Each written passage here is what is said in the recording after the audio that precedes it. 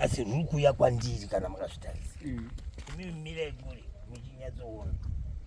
Jesu mutemere kwandi mutsvuku da kupanzwisisa ipapo. Zvino mubvunzo wabvunza munaiwe mudikiwe. Mubvunzo wakanaki mabasa emhiko dzake dzose idzi. Dzinoendidzo idzi.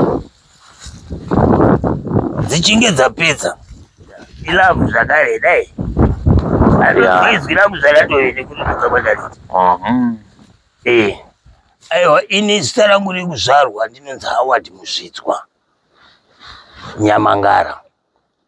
Ndiri muyera Gushungu. Ndakazvarirwa kunyika yeMhondoro. Asi madzitateguru angu akatama kubva kwaZvimba achiuya Mhondoro ndana sekuru vangu. Zvino ini nyaya yandinayo pano ndeyekuti ndangoti ndizivise, ndide kuzivisa mhuri yeZimbabwe, madzimbawe, kuti madzimbawe nhasi uno akabvutirwa nyama pamuromo nemhiko dzehuroyi nesatanism. Muri ipapo ndine mubvunzo wada kubvunzwa. Nanzwa muchiti imimi muri muyera Gushungu.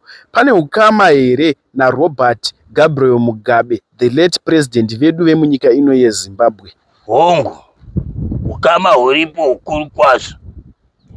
Nhasi uno iye akadzama, akanga ari mutungamiri wenyika ino ainzi Robert Gabriel Mugabe. Vakange vari sekuru vangu iyeni muyera Gushungu.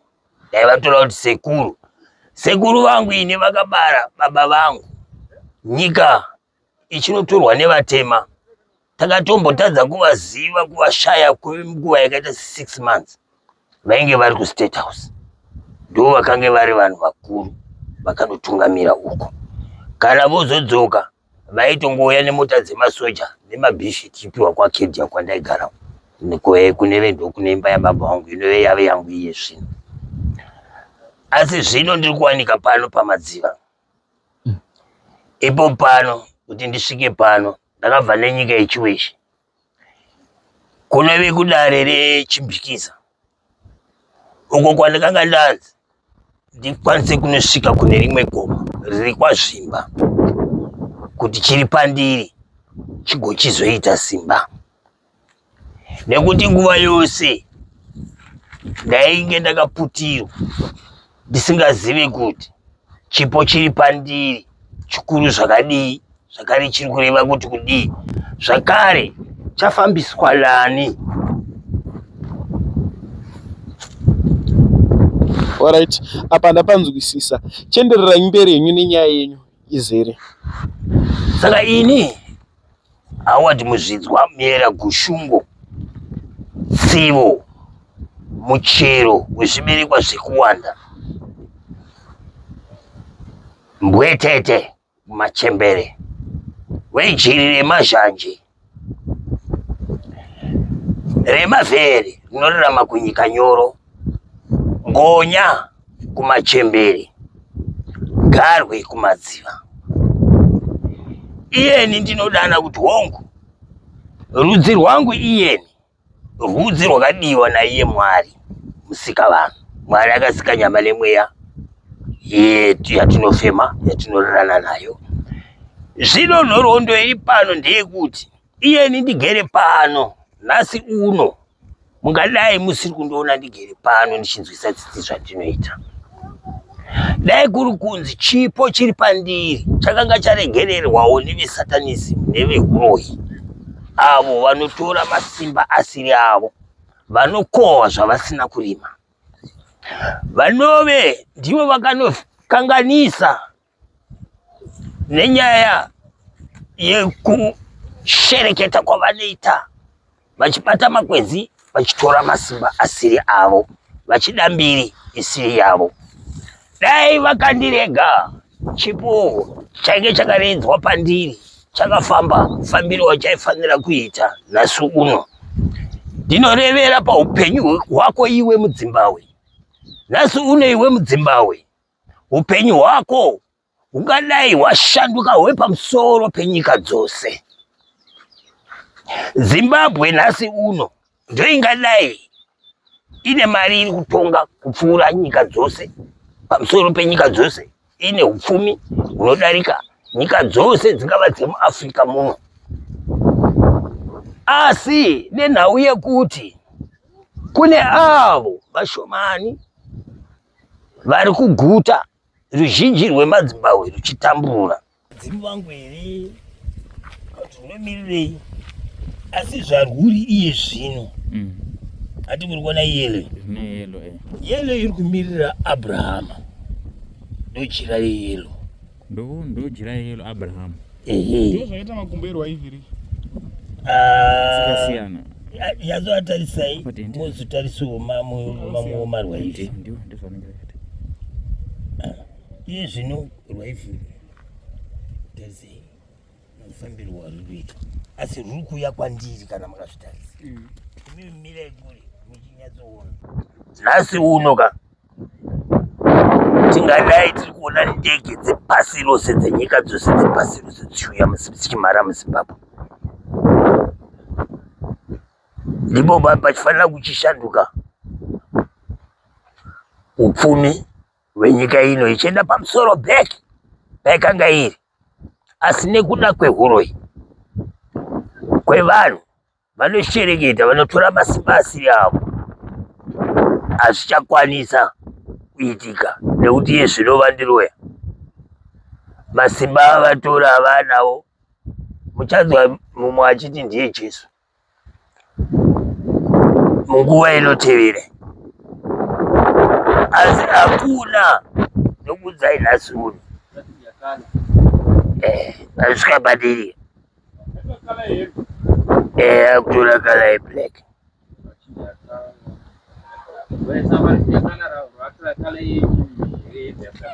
zvichireva kuti ndo zvareva kutozotora inini ndisingazivi kuti vari vanogadzirisa here. Panga papinda zvikwambo izvi, chikambo chemupurwa icho nechikwambo chekatsi chinove ndo chiri kuzuva chekatsi, chemupurwa chiri kumwedzi. Saka iri ibwe randakatarisa naro ibwe riri kumwedzi, une ndo vaivine chipo ichi chiri chechokwadi. Iye Satani ndakagara ndamutaurira ndikati iwo kana uchitadza kumisa zvikwambo iwo uriwo unogadzira zvikwambo, zviri kureva kuti you are in cahoots nezvikwambo izvi. Zviri kuitika iwe une mabenefits, zviri kuitika izvi nezvekuti iwe uchikwanisa kutonga repasi rino, zvakare uda kuti vafi vave ndivo vanotonga pasi rino.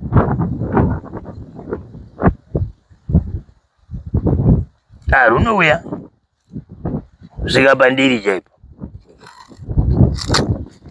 nechiitiko ichochi chiri kuitika. Tarisai kunze, wedha inogona kutoshanduka iye zvino zvakare. Mungozoona kumatenga nemakore asunga uya apakata, unoona apakata atarisei makore aya kuti haana kumwe kwaari kuenda asi ari kuuya pano. Ai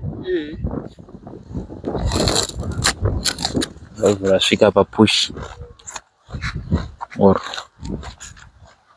svika pavari nekuuya kutoita makore aya pamusoro pangu apa kuchatanga kuvharwa kwese. Dzamara denga rese ravharwa nemakore vachishandisa mhiko dzeuroyi. Ndati ndirega ndirireve, kana ndichirireva ndinorireva kune mumwe nemumwe uyo neuyo ane mhepo inopotera paari, angati angave iye wemandiri, kuti kana achinge andinzwa ariziva iri achigona kuritambanudza iri riri pandiri, ngaachinditsvaga kuondiona. Nekuti nhasi uno ndinorevera chipo chikuru chemasimba engirozi huru yekumatenga aMwari baba Abrahama. Ndinoda kukureverai nhasi, mukanzwa wese anoti Abrahama Abrahama achiti iye ndiye Abrahama, kunyepa. Mweya spirit yababa Abrahama yechokwadi haisati yafamba pasi rino. Inove ndiyo spirit inouya yakatungamidzana nasekuru vangu dzitateguru rekumavambo vaidanwa ivo kunzi Tsivo ari Muyera Gushungo. Tsivo uyo kumhepo akanodanwa iye akanzi Gabriel. Rinove ndo zita rakashandiswa rakanga rakanoredza pana sekuru vangu muchakabvu Gabriel Mugabe aitonga nyika ino. Ndiye anga akanogarwa neumambo hwekutonga kumatenga anoera. Hapana uchandaiziva, ndainge ndiri mwana mudiki wese. Asi nhasi uno ndave nekuziva nekuratidzwa kumhepo kuti ichi chipo chakapiwa naMwari kumagushungo. Kumagushungo hakuna mudzimu nje, kune dzimu rinoera. Varwiri vematenga vanopfeka zvitsvuku, tingati tingati ngerozi dzehondo. Iye Gabriel ndiye akanga aine chipo ichi chiri maari cheutungamiri hwedare iri rengirozi dzehondo. Chinove ndicho chipo chave padiri nhasi uno. Iyeni ndakagara pano ndini mutongi wematenga kumhepo. Ndini ndine chiso chingadai chakaredza kumwedzi. Asi nekuda kwehuroyi nesatanism hazvisi kukwanisika. Vagushungo, ndine mubvunzo. Imimi makasarudzwa nani, makatumwa nani kuzobata dare iri? Ini handina kusarudzwa nemhuri yekwanhingi kana kuti nemwana wekwanhingi kana kuti nasekuru vanhingi, kwete. Ini ndakasarudzwa kubva kumatenga anoera, matenga aiye Mwari Musikavanhu akasika nyama nemweya watinorarama nawo nemasimba ose anorarama pasi rino. Chipo changu ichi chinofamba mumhuri, tingangoti idynasty yerudzi rwekwaGushungo. Chinopiwa kumatenga naMwari, hachibikirwe doro kuti titi nhasi sekuru vaya vakarara pachuru takuvamutsa, kwete. Chinouya uri ropa, uri mudumbu reharanga inokutumbura. Saka naizvozvo iyeni ndine kuyera kwangu kunonzwikwa nebwe, ringave ropa rangu iri rinonzwikwa kuyera kwangu nebwe. Ebwe ndikabata bwe ndikati femedzai ropa rangu muzive kuti ndinani. Unogona kuona shanduko, unogona kuona zvawanga usiri kuona. Zvino ini ndiri kuti nhasi uno ndagarira pano kuti ndichitaurira madzimbawe kurasikirwa kwavari kunoitwa neugare nekushanduka kwenyika yavo ino nhasi uno. Nekuti nhasi uno muno muZimbabwe tingadai tiri kuona ndege dzenyika dzose dzerudzi rwose dzichimhara muno muZimbabwe. Nekuti nhasi uno nyika ino ndo yakadiwa, yakasarudzwa naye Mwari wekumatenga kunzi ndimo muchadzikira chipo chemwanakomana wake Yesu Kristu muno munyika yevatema kuti vachena. Zvichireva kuti kudiniko? Chipo changa chishuya paganda demakachi, pavhudzi pfupi. Asika masimba aya ndokutanga kunoonekwa nesatanism, ndokuchitanga kunoroyiwa masimba achitorwa achinoiswa pabhokisi remachisi seiri bhokisi rine big 5. Ndarisiya kuti bhokisi rine mhuka 5 dzatinoti big 5 iri bhokisi remachisi iri rine the big 5. Ipapa ndipo pakatorwa masimba ndokuchiroyiwa. Pachibva panouya uyu mufananidzo uyu wamunoona, ndo wakauya wakatakura masimba ari apa, ndo paakanoiswa. Saka zvese zvamunoona apa izvi ndiyo inonzi satanism. Kana makatarisa muchinjikwa uyu, muchinjikwa une tumichinjikwa tumwe twakawanda, zvichireva kuti masimba akatakurwa apa masimba anoyera kudarira Mwari. Asi nhasi uno mufananidzo iwoyu ndiwo wakuchitorwa wakushandiswa kuuroyi, kutora masimba kubva kune avo vose vakazvarwa vaine masimba engirozi dzehondo. Nhasi uno akuchina ngirozi dzehondo dzechokwadi. Iyi imhiko yeuroyi yakaitwa nemunhu uyu achitsvaga masimba echiprofita. Ndiye akaisa zvitototo izvi mumbiya idzi. Zvitototo izvi zvinoyera kurudzi rwangu inini madzikuru vangu vanatsiyo izvi. Ichochi chikauya chichema pandiri ichizviona izvi ndoziva kuti vadzimu wangu. Right. Asi nhasi uno mbiya iyoyi ona kuti zvakawanda kazviri kufira. Zvakawanda. Seiko izvo zvega zviri kungoya zvichifira? Zviri kutouya zvega imomo zvisvika zvichifira imomo. Zvichidhonzwa nemhiko dzemishonga. Zvichingoya zvichifira imomo. Kuona kuti masimba ari kutorwa neuyu akaisa mbiya idzi. Mbiya idzodzidzi. Zvichireva kuti iyi ndo mbiya yake yemasimba yaanozoinoisa pasove rake. Alright.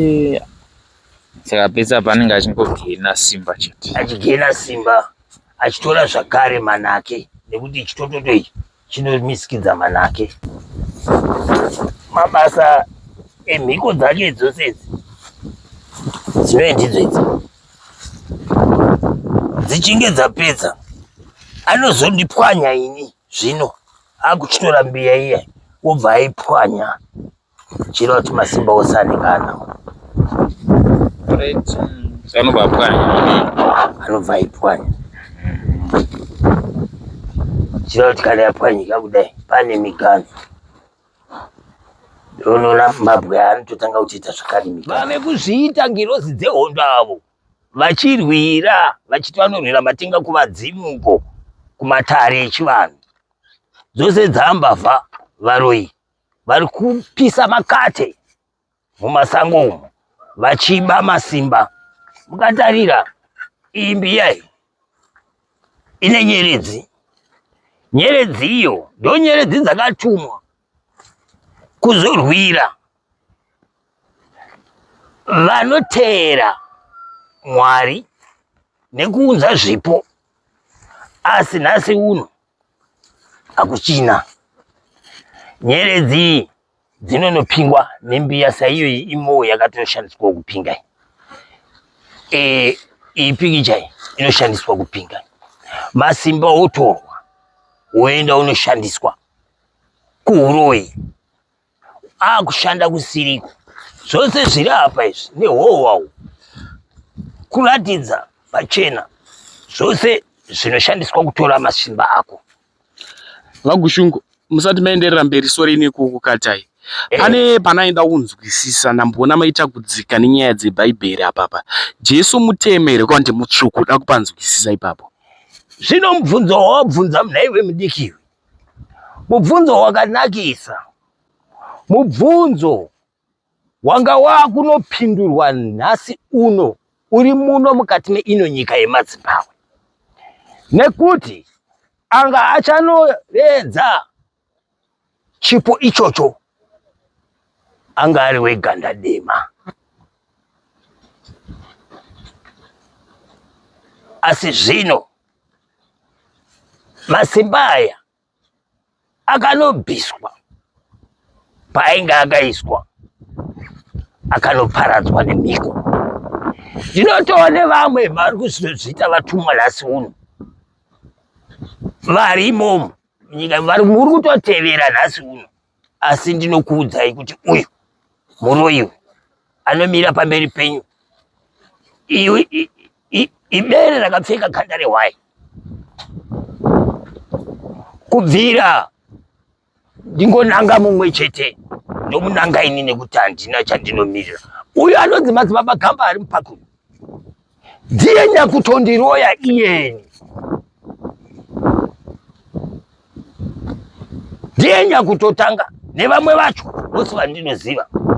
Saka ndandichireva ndoti umo mupaki yebudiriro iyi hongu mungaenda henyu muchiti muri kunonamata imomo, asi ndinokunyetaurirai kuti vose maprofita arimo, kubvira kuvakuru vakuru vacho varimo, kusarawo kuvere AFM chaiyo vandisiri kuzivawo, asi vamwe vose ava vose vakaba kumasimba, vakatora masimba kwandiri kuno iyeni tsivo, nekuti iyeni nhasi uno ndini ndakagara nhaka yeutongi hwematenga, ndini ndakagara nhaka yababa Abrahama, ndini ndakagara nhaka yasekuru wangu iyeni tsivo. Ndichireva kutaura mashoko andinoita, tarirai zvinoita mhepo, ringai zvinoita mhepo, muone zviri kuita mhepo, kusumuka kwairi kunoita ndekwekuti chokwadi chave kupfachurwa. Nhasi uno mungadai mina Jesu, asi Jesu iyeyo ari wekunyepa, anove ndiye Jesu akugadzirwa kusatanism. Mhepo yatsamu ave kugadzirwa kusatanism. Mukamunzwa nhasi uno nhaiwe Zimbabwe iwe anoti Jesu uyo achiti ari kutsikirwa nemweya waJesu, batai muroi masimba emwanakomana hongu anga akanangana nekudzika muno, asi akaparadzwa. Ndosaka nhasi uno muri kuona maprofita akuzviti ndiri mutumwa, ndiri izwi, ndiri chii, vose vakapisa makate kumakanga. Asi nhasi uno vari kutungamirira machechi, vamwe vari kutungamirira matare echivanhu, asi masimba ari pavari vakamwa. Izvi zvamunoona zvisesi zvinoshandiswa izvo, kutora masimba. Iyi yandakabata iyi ndoda kuti anopikisa, ingave n'anga, mudzimu kana muprofita. Iyi yandakabata iyi ndiyo mhiko yemativi mana yakanoitwa nehuroyi hwemuchinjiko wangu ini wakanopingwa, nekuti ini ndakatumwa kuti ndizoparadza yose inganzi satanism, evil spirit, inganzi huroyi, zvikwambo, kwanga kuchifanira kusara kusisina, rose rerima, rose rakarambwa. Wakaiswa hembe yeblack nered, zvichireva kuti black yakumirira kurima kwadzimu, iyo red iyo ndeye vadzimu vanoera, ndo yasekuru wangu ini Tsivo, dzimu rinoera. Asi ndimi makaisa here iwaya machira? Kwete. Izvi kutoitwa nevanoshirikita, vari kutorawo masimba asiyana avo, asiri avo, vachishandisa mhiko dzeuroyi. Idzo mhiko dzeuroyi ende itori hembe yemunhu yakatoshandiswa apa, inotori hembe yemunhu yakatoshandiswa ipapo, munhu iyeye totorerwa masimba. Hai, kureva kuti munhu ari kuda simba redzimu rinoita, ndo vanozofamba vachitaura kuti tiri izwi yovasiri, varushandisa chipo chemumwe munhu. Nekuti mutamba uyu pauri uri pedyo nemunanazi ushu, watoti munanazi uyu ukanokerwa tsoka iwewe, inozofamba nemuti unonzi munanazi. Ukatarisa chihwanda chenanazi chaichi, itsoka yemunhu iyoyo, chinomisikidza tsoka.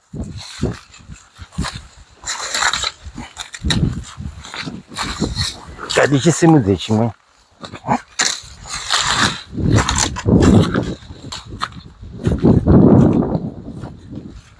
Chira kuti tsoka yako munhu kana ichinge yanokorwa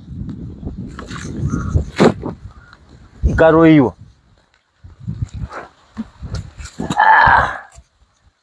apa zvakapera kukokonyara zviri panapa. Asikangodai iyoyi tikaitarisisa tingaite kana kuti inaso yemubhutsu, handiti ndizvo. asi ndiyo tsoka yako yaunenge waroiwa iwewe. Tsoka yako yaunenge wapfeka tsoka ichi chinanazi chine minzwa kaichi. Saka paunenge uchifamba iwe unenge uchibaya madzimo ako unenge uri kutipfumburira, uri kutikachidza, uri kutibaya. Right.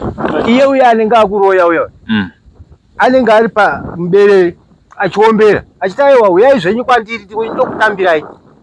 Akakuramba iuyu haakudei uyu hama yenyu, ropa renyu rakurambai, chiuyai zvenyu ndikutambirei ini kuno kwandiri, nekuti iwe unenge wakapfekedzwa nanaziri. Ndio inenge yatsoka yako, tsoka yako chaiyo inenge isipo. Saka unenge uchifamba uchibaya. Saka ndo kupera kuroiwa kuri kuitwa vanhu vachinokorwa tsoka. Ndicho chimuti pamuri kumbota kunge machinja izwi chini chinenge chichiitika. Chiri kuitika ndechekuti ndikasvika pane kuyera kwangu masimba anotanga kupinda mandiri. Asi kupinda mandiri kwaari kuita, masimba aya ari kuonekwa achinoshaya pekugara nekuti ndakaroiwa mukati, ndakaroiwa munyama dzangu. Zvakafanana nebwe iri rebhureki riri apa iri. Ibwe iri inatural, harina kupiswa, harina sei, asi inatural. Iye zvino ndikaritora ndikaribata izwi rangu rinochinja zvakare. Nekuti ukaritarisa ilavhu zvakare dai izwi rangu zvaratove nekuti ndakabatariti kwete kuti inini ndiri kuchinjazwi, asi zvandinenge ndabata zvinoriita sei zvinorichinja. Saka ukatarisa imhiko yehati yakaroiwa hati iyoyo, unotarisa kuti nekuseni zvireva kuti aritori matenga akatorongwa aya, aritori makore aya. Ndikaritora iri zvino ndikarisa pahana pangu apa, makore anoshanduka zvakare. Munondinzwisisa? Tinoedza kutaura nyaya yeuroi nesatanisi yaifambidzana nekachuri kaka ako kari vanoshandisa zvinhu izvi. Uyai muone.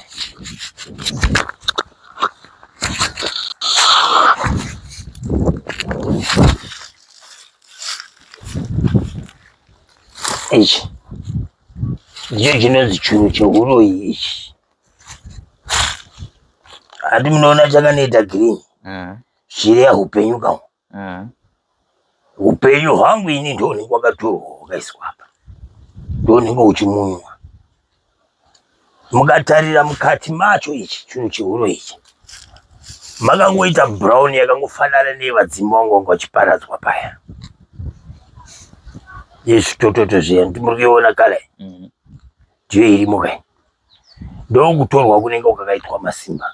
Saka ndoda kuti muzvizive kubva nhasi uno zvichienda mberi kuti aka kachuru aka kana uchizenge wakaona kachuru keuroi ndo kachuru kari kufamba nemasimba euroi nesatanism. Ini ndiri kuzvireva nhasi uno, kana kuinewo anoona kumhepo anozvipikisa kuti azozvipikisawo, asi ini ndiri kuti mwana wese ari kuzvarwa aine chipo chengirozi dzehondo, chipo chinorwira Mwari, ari kutorerwa masimba iwayo asati atombotisamukei, nekuti anovhurirwa munyama nemhiko dzeshaisano, wobva anotanga kuchiroiwa nevakawanda vachitora masimba maari.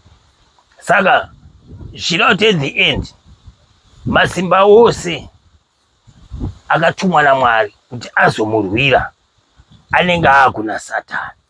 Alright. Nekuti ari kutora masimba ake kubva muzvipo zvinoera zvirikuburuka panyika. Saka iye kana achinge ane masimba aya anenge aenda zvakare kumusoro. Kana achitarisa munhu ane chipo chisi chakaita sechangu, zvireva kuti ndiri kumatenga ari kumusoro-soro kunyeredzi, zvireva kuti ndokwavanenge vari. Saka chasara chii? Kuda kuti vachipinda kuteritori yaMwari. Hatizivi chinangwa chavo chiri chekuda kuti vanokurira here, hatichaziva ipapo. Asi nhasi unoda kuti muzive kuti inhamo kwanhamo mwana wese ari kuzvarwa aine chipo chaMwari, akasika mweya, nyama nemweya nespirit iri maari, nechipo chinorarama chiri maari. Ndiyo mhosva huru nhasi uno kune vanoshinwa, yekuti vanosarudza kukuroya kusvika wasara wave deme usisina masimba, nekuti chawakatumwa iwe semurwiri wematenga ndicho chavanoda kugariridza kuti chisakwanise kuitika pasi rino. Kunge usina kuvajoina, waramba iwe kuvajoina, vanokutorera masimba ose. Vanoda kuti uchivajoina wochishanda uri kusatanism, wochiiswa kanyoka panzeve, wochinomira pamberi pevanhu uchiprofita, asi uri muprofita wekunyepa wasviba. Zvino ini Gushungu ndiri kuzviramba. Kana kuine pasi rino anozvikwanisa kuti andiroonore, masimba ose adzoke. VaGushungu, ndiri kuona tsvimbo yamakabata ine mufananidzo wenyoka. Zviri kurevei? Titsanangurirei ipapo. Kune nyoka inonzi nyami-nyami. Nyami-nyami ndiyo nyoka inoyera kuchipo ichi chivaira Gushungu. Asi nhasi uno ndakaiswa patsvimbo idzi. Iyo tsvimbo yandakabata iyi ndiyo inoenderana nehuku idzi. Huku idzi makadziwana kupi huku idzi? Huku idzi ndakadziwana dzakarasirirwa mukati memasango. Chakaitika ndechekuti pane muti wandakanobata, pandakangobata muti iwoyo huku yakabva yatanga kukukuridza. Ndichibva ndanoratidzwa ini huku idzi dzirere pasi pemwacha. Pakaya paine tsvimbo ishi yakadimburwa, ndakanoiratidzwa chidamburwa, yakadamburwa. Unoona? Kudamburwa kwayakanoitwa uku ndiko kudamburwa kwakanoitwa chipo. Ini ndichibva ndanzi ndichitora uku kuvadzimu, iwo uchitora kuumwari kune masimba makuru. Asika uku kuvadzimu uku kwavari kundiisa uku, inika handina mudzimu, ndiri dzimu rinoyera. Zvichireva kuti ini nevadzimu, vadzimu vose vanonoparadzwa, kosara kusina mudzimu. Havana kuda kundiisa uku, nekuti uku vose maprofita ekunyepa ainoparadzwa, kosara kusina maprofita anonyepa, kosara izwi. Unondinzwa? Zvino ndokuparadza kwavakanoita itsvimbo wachinoidambura nepakati. Izvozvi kutoibvisa kwandaiita munogona kuona kushanduka kwekunze. Nekuidambura kwandaita munogona kuona kushanduka kwekunze kana kuzuva richinofarika. Nekuti masimba atiri kutaura pano, hatisi kutaura masimba ekufemera kana kuti anozonzi kwakanga kuina ningi. Ndiri kutaura iyene dhini wacho akapiwa chipo ichocho. Kana paine angapokana nazvo pasi rino nekumatenga ose. Matenga atinoona neatisingaoni, toda kuti auye andikone. Asi chandiri kureva nhasi uno ndechekuti chipo chenyu maZimbabwe chekuuya kwamwanakomana munyika ino, masimba anoera baba Abrahama, masimba anoera edzimu rinoera tsivo, aiva murwiri wematenga mukuru waMwari, airwa akabata ainge akapiwa chaedza chikuru chainge chiri pamadiamonds, magazi ainge ainawo, kusvika azorwiswa nana Satani akurirwa nokutanga kutouraiwa achigadziriswa nyeredzi. VaGushungu, ndine mubvunzo umwe. VaGushungu, ndine mubvunzo watinawo.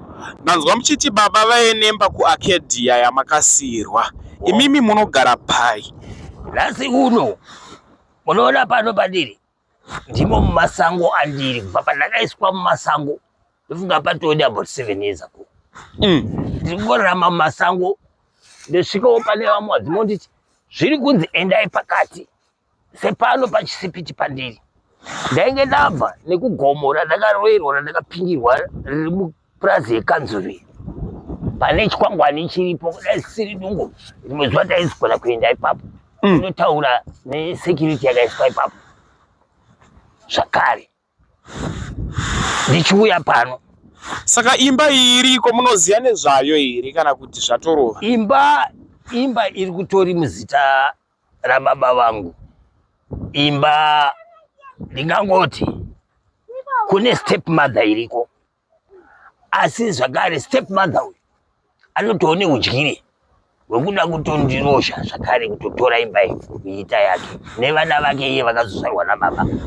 Asi vana vose ava iye zvino nhasi uno vari mhiri kwemakumbo. Anonzitarisai dandawo. Baba vangu inini vainzi Ananiasi Nyamangara, ari Muyera Gushungu. Amai vavo vainzi Margaret D'Souza kana kuti Nyandebvu. Mazita akanga ari ambuya vangu, vakanga vari mupfumi, ndo vakatengera vana vavo dzipedza.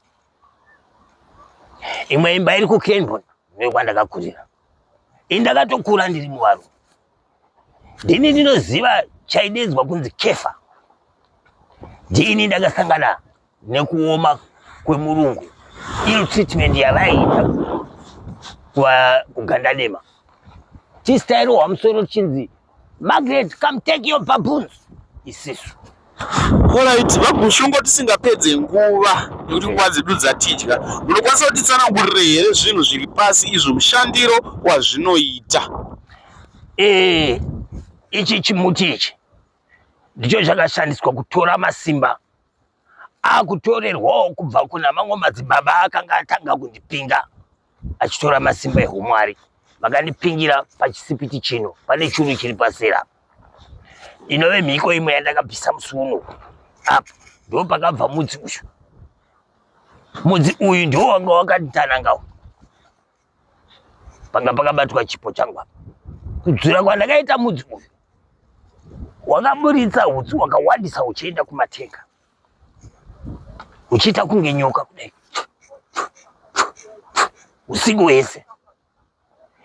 Apa kuzokwanisa kuti ndizouwanawo uyu mushure mekunge ndatozoroiwawo nevarume vakanobatana ivo vari va6 wechi7 handimuzire. Ava vakanobatana vari 6 vakanobatana vari 7 asi mumwe wacho handimuzive. Kuteedzera mazuva angu ini ekuzvarwa anove ndiwo mazita anoyera kuchipo changu, mazuva manomwe. Anove ndiwo mazuva manomwe akatora iye Mwari akasika denga nenyika repakutanga, achiumba denga nepasi. Ndiwo mazuva andakazvarwa. Iyeni handina mukoma, handina munin'ina. Pakuzvarwa kwangu ndiri zai regondo.